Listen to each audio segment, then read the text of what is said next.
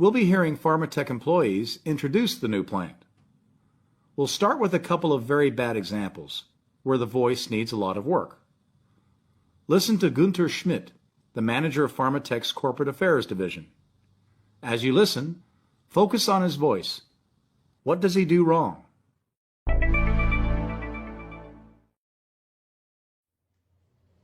Here at Pharmatech, not only are we devoted to improving patients' quality lives, simultaneously, we're committed to protecting the environment. That's why the High Potency Production Center has adopted state-of-the-art green technology and advanced international production techniques.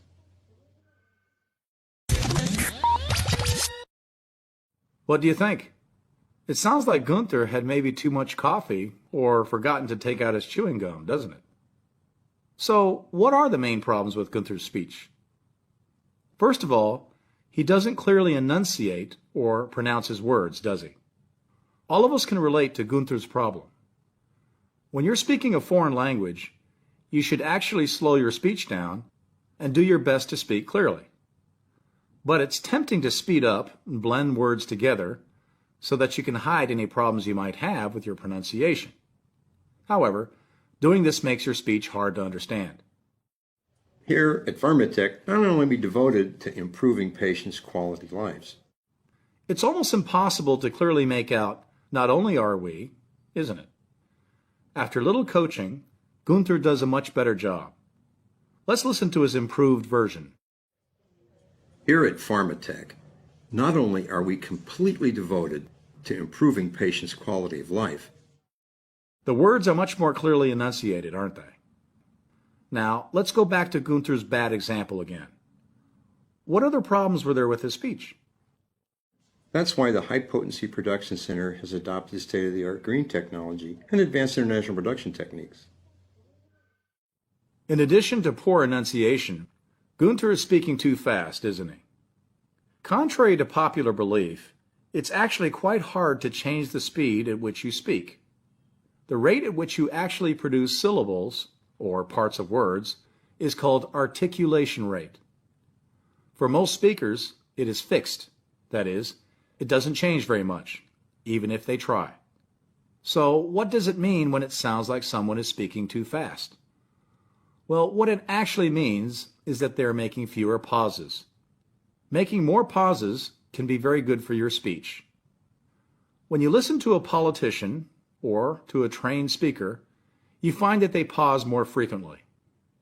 Also, the length of the pauses is longer than normal. This gives the impression that the speech is much slower and lends an air of strength or authority to the speaker. Let's listen to a better example, where Gunther makes more frequent and longer pauses. That's why the High Potency Production Center has adopted state-of-the-art green technology and advanced production techniques. In this example, Gunther speaks like he has more authority and seems more professional, doesn't he? Speaking more slowly, that is, adding more frequent and longer pauses to your speech, will add power to your presentation.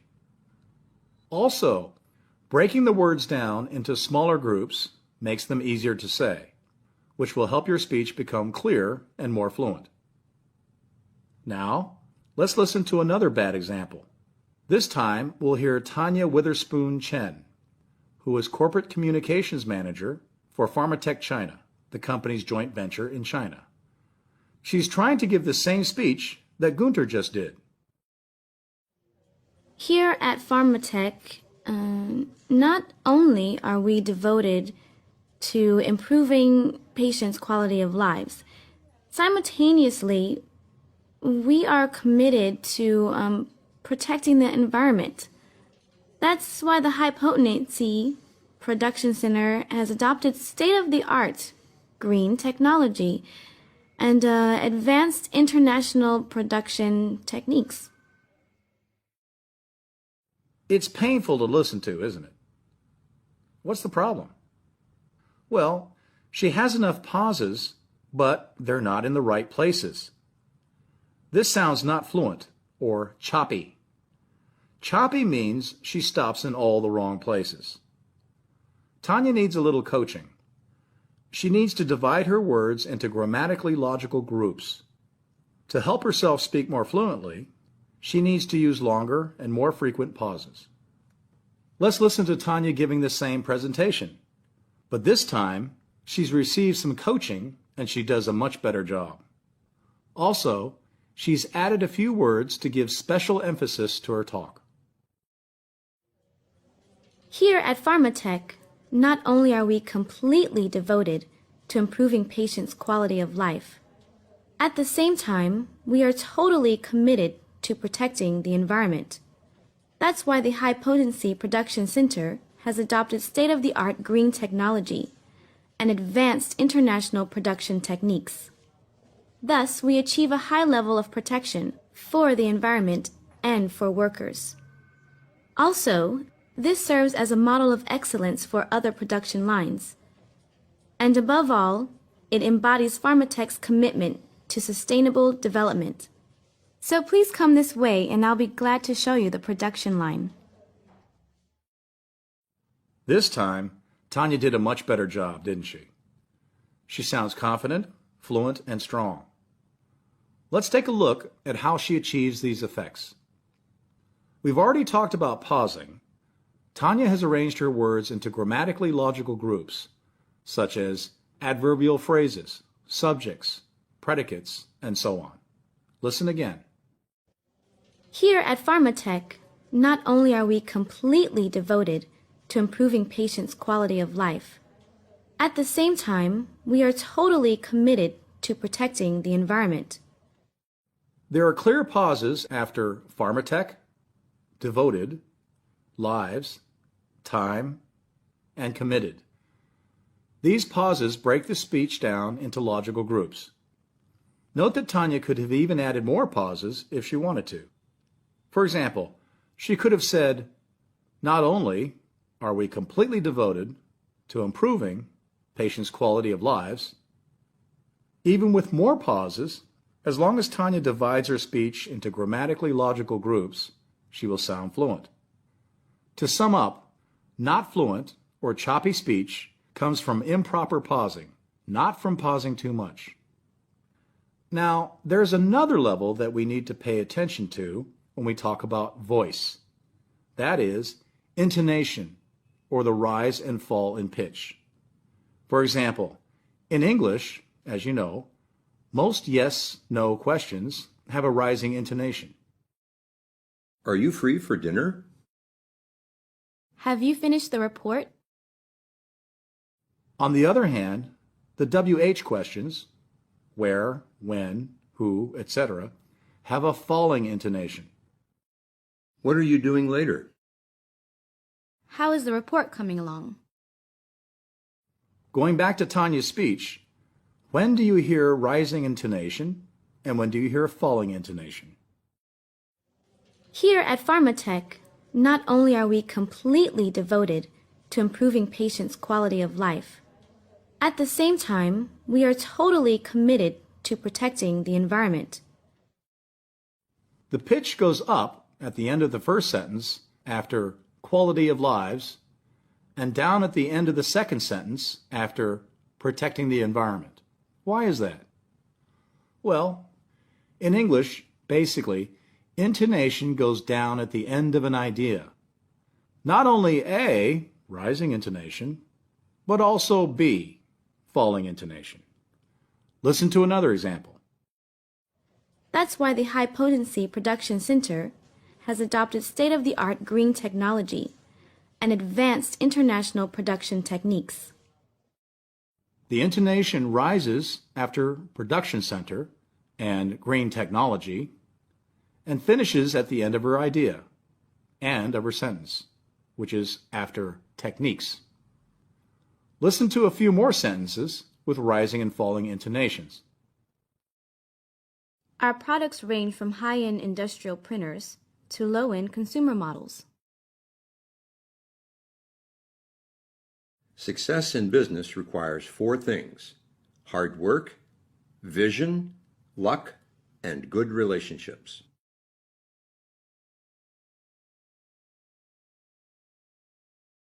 This is not a matter of cutting costs, but of increasing profit.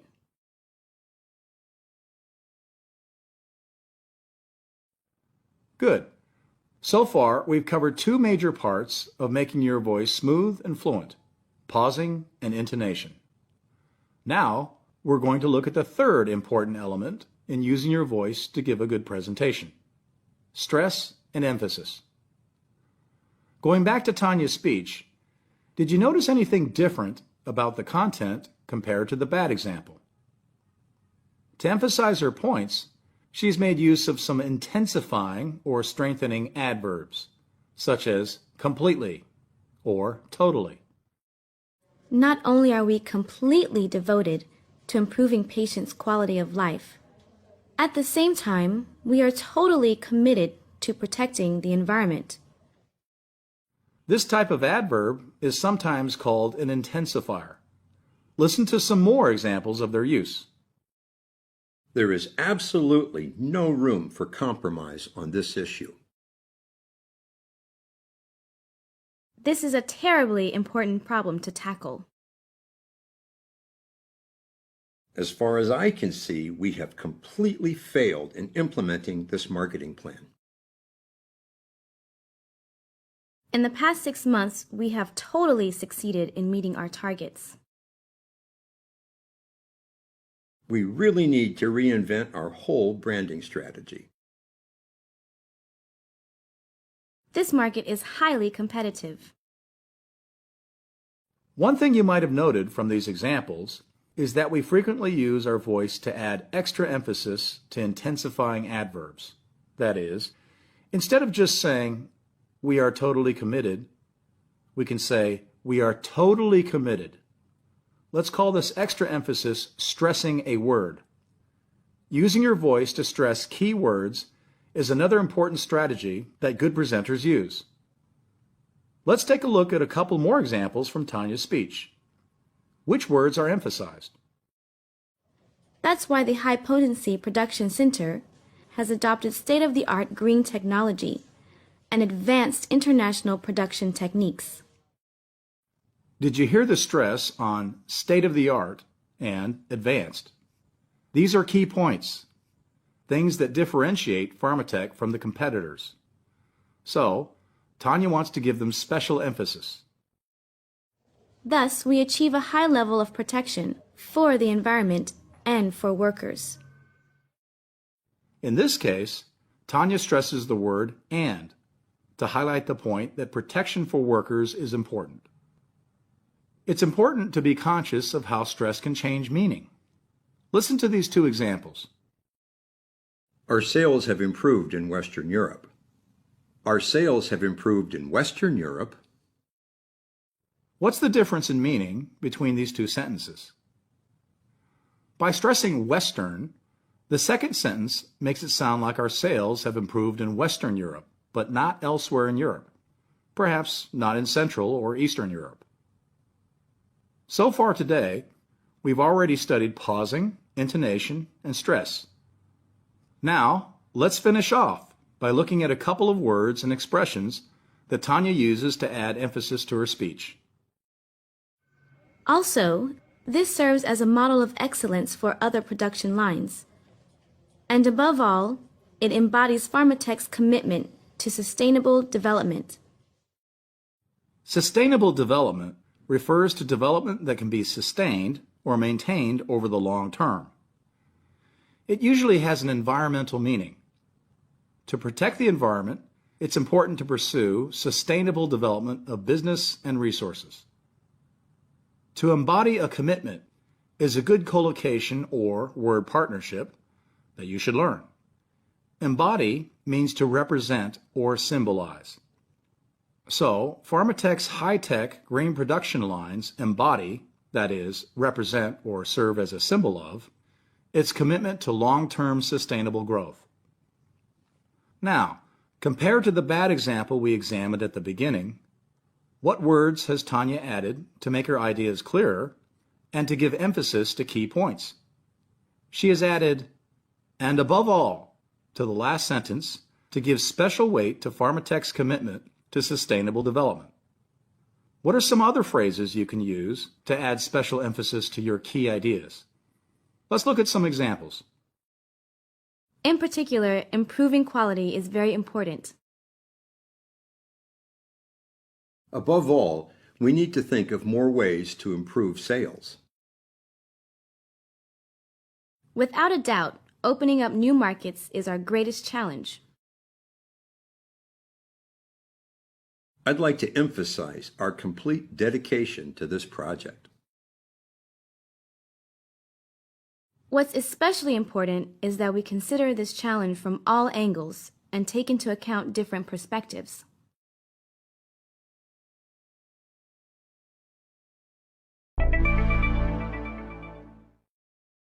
Good. Now let's practice what we've just learned. Imagine you're giving a speech to introduce your new factory to some journalists. You have to make 3 key points. Your new production center uses advanced technology, protects the environment and workers, and embodies your commitment to sustainable development. In a moment, you'll hear a cue or hint reminding you of these 3 points. Then, you'll have a few seconds to think. After the beep, make a sentence that includes all 3 key ideas. Be careful to put your words into logical grammatical groups to sound smooth and fluent. Also, think about intonation.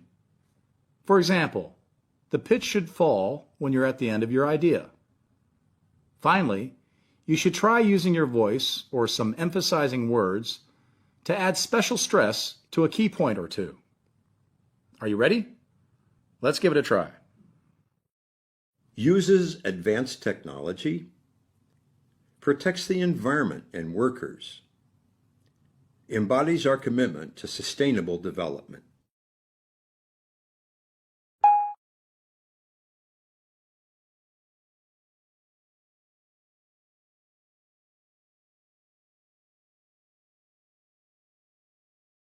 How did that go? Listen to an example answer. Our new production center uses advanced technology, completely protects the environment and workers, and above all, embodies our commitment to sustainable development. Keep in mind that there are many possible correct answers. Rewind and try it again. Try stressing different words and using different intensifiers and emphasizing expressions. What happens when you put the words in a different order? Experiment. Now that you've finished that, you're probably thinking of more ways to practice. One good way to build fluency is to record yourself reading aloud. Work on the strategies we've learned today. First, before you read, mark pauses on the paper with a pencil. You can also use arrows to mark intonation, either up or down. And you can underline words you wish to stress. You should practice anticipating, that is, reading ahead. While you're making a pause, look at the next group of words. Focus on putting the words into grammatically logical groups. Don't be afraid to pause frequently and to make longer pauses. You can always practice speeding up later if you want. And that's about all for this episode on using your voice to give a good presentation. We've covered pausing, intonation, and stress. We've learned how to combine these elements to make your voice sound confident, fluent, and strong. Thank you for listening. Our next episode will focus on questions and answers.